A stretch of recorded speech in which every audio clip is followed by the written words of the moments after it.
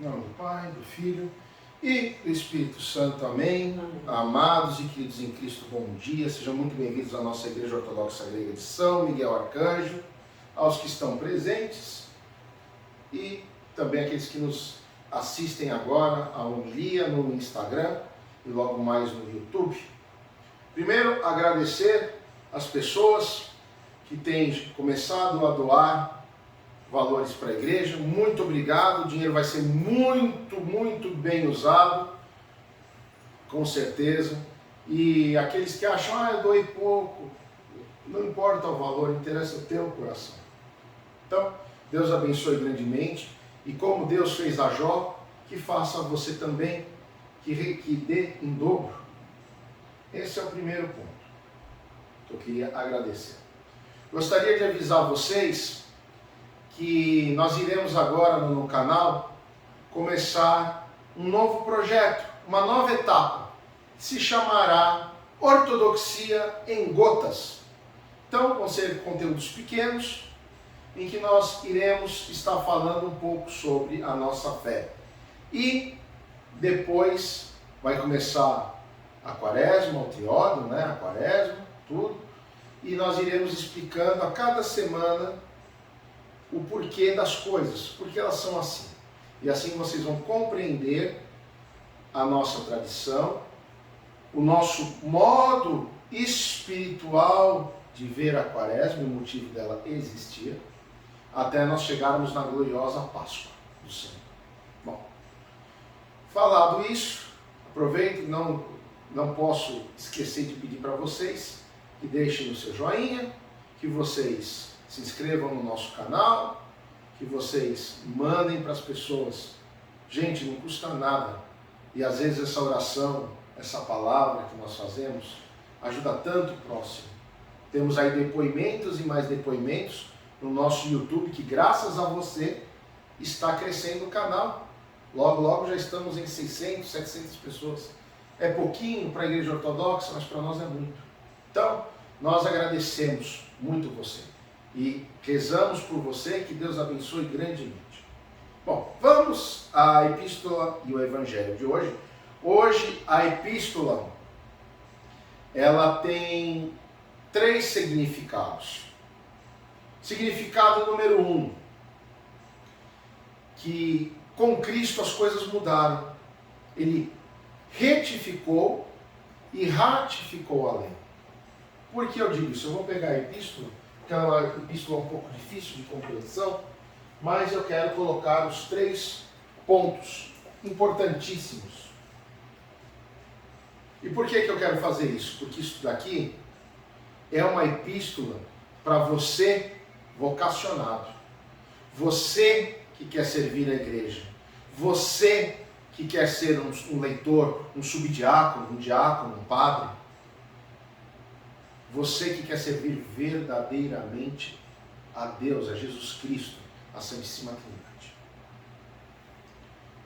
E hoje, até para vocês saberem, quiserem ler em casa, leitura da Epístola aos Hebreus, capítulo 7, do versículo 7 ao 17. E hoje trata de um personagem muito interessante, porque ele não era de nenhuma das 12 tribos. Ele era Melquisedeque. E ele era um sacerdote sem fazer parte destas tribos.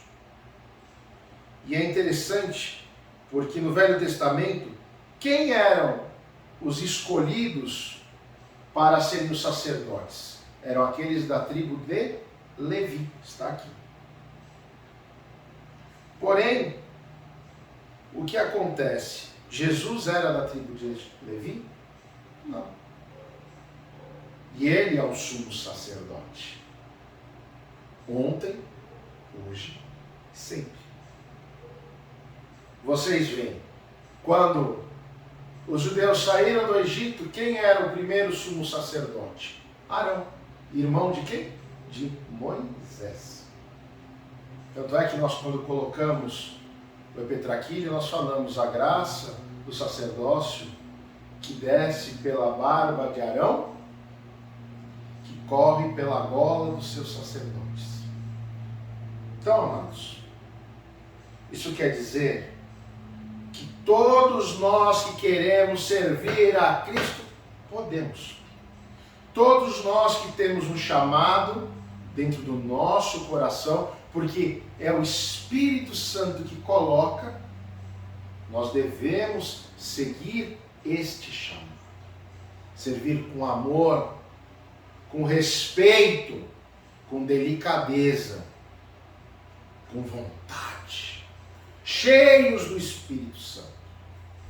E logo mais eu vou falar sobre o Espírito Santo no Evangelho. Mas, para falar os segundos outros 2 pontos, diz o seguinte aqui também, para aqueles que falam que o dízimo só pode ser dado aos judeus da tribo de Levi. Estão enganados. Por quê?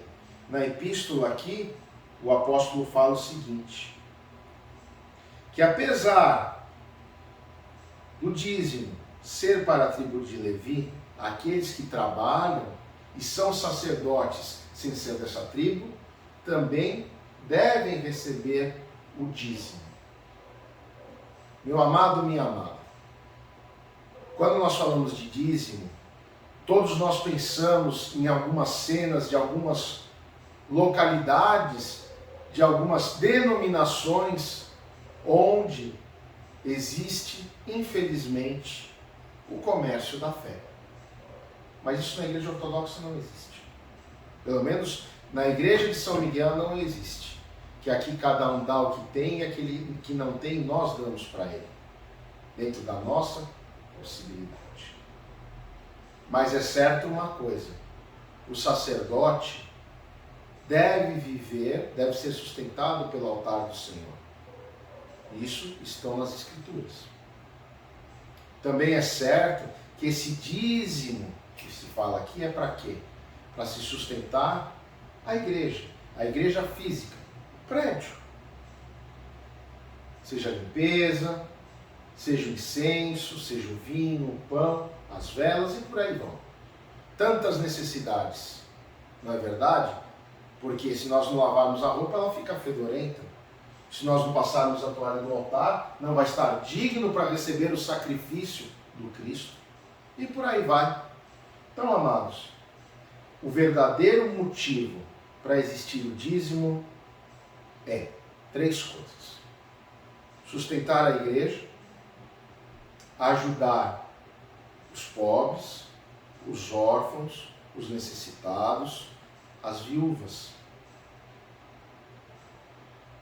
E também, para às vezes, ajudar quem precisa numa emergência.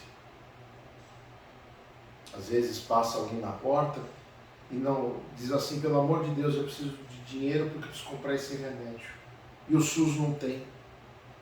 O senhor tem alguma coisa para me ajudar? Aí a gente vai lá na caixinha da igreja e dá para a pessoa. E ela vai lá e compra. E quando a gente fica desconfiado, eu falo para a pessoa, eu vou com você até a farmácia e eu vou comprar e te dar o remédio. Que hoje em dia... Então, amados, esse é o segundo ponto sobre a epístola. E ainda tem um terceiro ponto. Que diz o seguinte: antigamente, ser um sacerdote era uma lei carnal. Uma lei instituída lá atrás, no tempo de Moisés. Mas com Cristo, ela deixou de ser carnal para se transformar em espiritual. Por isso que hoje nós somos movidos pelo Consolador, pelo Espírito Santo de Deus. Muito bem.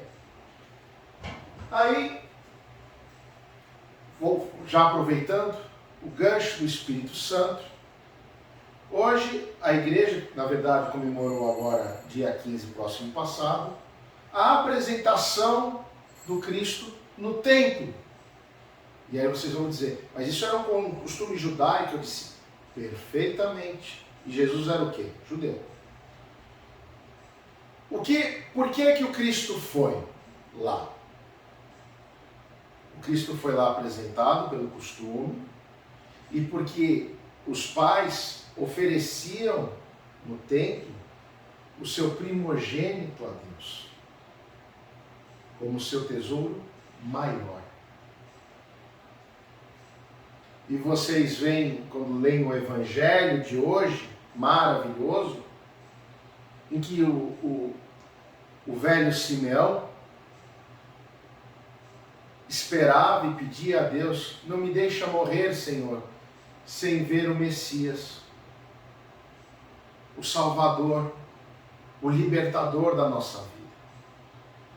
E Deus foi tão misericordioso que Simeão estava lá, junto com Maria e José, e esteve presente na apresentação do Senhor no templo. E ele sabia, o Espírito Santo tocou no coração do Simeão, para que ele soubesse que aquele bebê, aquela criança, seria o grande, como diz no Evangelho, que o padre nos leu, que ia levantar a muitos judeus e derrubar a muitos judeus também, que ia fazer a mudança total. Aí nós pensamos a grandiosidade do Cristo na sua pequenez humana, como Deus foi maravilhoso em mandá-lo em carne e osso, para mostrar a perfeição, para mostrar que tudo que foi escrito no Velho Testamento e falado pelos profetas, principalmente Isaías, se cumpriu, coisa por coisa. Nada ficou sem ser cumprido pelo Cristo. E aí vocês vão dizer: mas isso é só uma passagem bíblica. Não, meus amigos.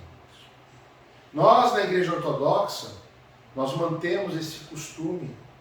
Nós apresentamos, após os 40 dias de resguardo da mamãe, que para nós ela está num momento que ela vai estar, ela está ainda impura, só depois dos 40 dias ela vai estar pura, devido à gravidez, o parto, tudo aquilo. Nós apresentamos também, só que agora, a Santíssima Trindade, os vossos filhos.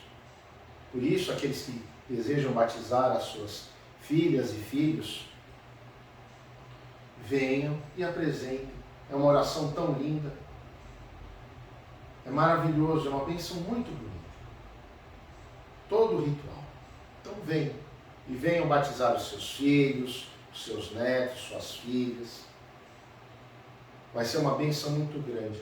Nós estamos chegando, amados, ao fim. Com tudo o que está acontecendo. E isso não são previsões catastróficas, eu não estou falando nada disso. Mas é que as coisas vêm se cumprindo. Coisa a coisa. Por isso, eu falo, nós estamos aqui. Nós estamos com aquela porta aberta, te esperando.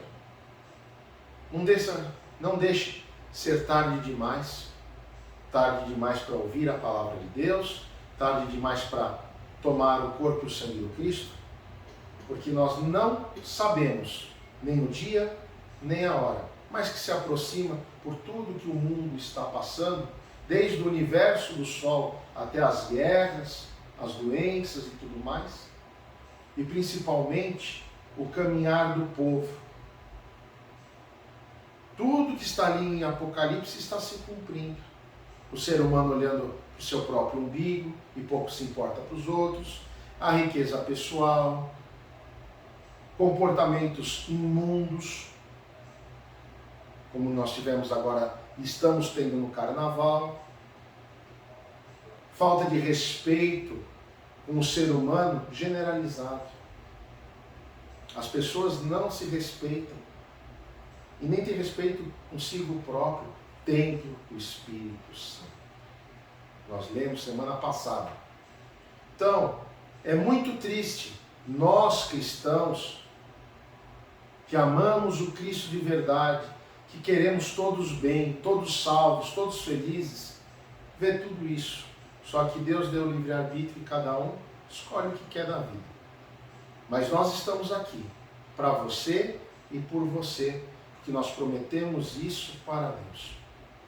Então, te convido mais uma vez, venha à igreja, assista à Santa e Divina Liturgia, participe, cante, louve, reze, receba a sua bênção, tome comunhão, ouça o Evangelho, viva o cristianismo puro, o cristianismo verdadeiro, o cristianismo que modifica, que cura, que abençoa e que prospera. E para você que vai querer rebater a respeito de prosperar, eu não estou falando para ninguém ficar milionário, mas que não falte o pão de cada dia e a dignidade humana a nenhum filho e filha que serve e que caminha fielmente com Cristo.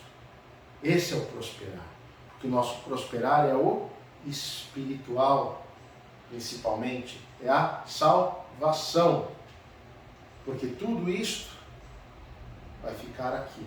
E se Deus quiser, e eu creio, que na segunda vinda do Cristo, Ele vai arrebatar todos nós, e nós vamos deixar tudo isso e vamos para a glória com Ele. Esse é o nosso desejo, essa é a nossa riqueza, essa é a nossa fé, essa é a nossa esperança. O resto, pouco importa. Então, amados, eu agradeço demasiado a todos que estão aqui, fazendo essa liturgia maravilhosa e participando dessa liturgia abençoada sim, porque Ele, o Senhor, está no meio de nós. Portanto, não perca mais tempo. Cuide da sua salvação, porque o relógio está correndo. Não espere amanhã. Tá bom? Que Deus abençoe a cada um de vós. Que seja uma semana maravilhosa. Felicitamos pela festa da apresentação do Senhor, que é momento de alegria. Mais uma prova que o Cristo está chegando para a Páscoa. E sejam felizes, estejam junto das suas famílias, rezem de mão dadas, que não haja discórdia nas vossas casas, e sim bênção, alegria. Sejamos todos cada vez mais e mais e mais unidos, com fé e com oração. Bom domingo a todos.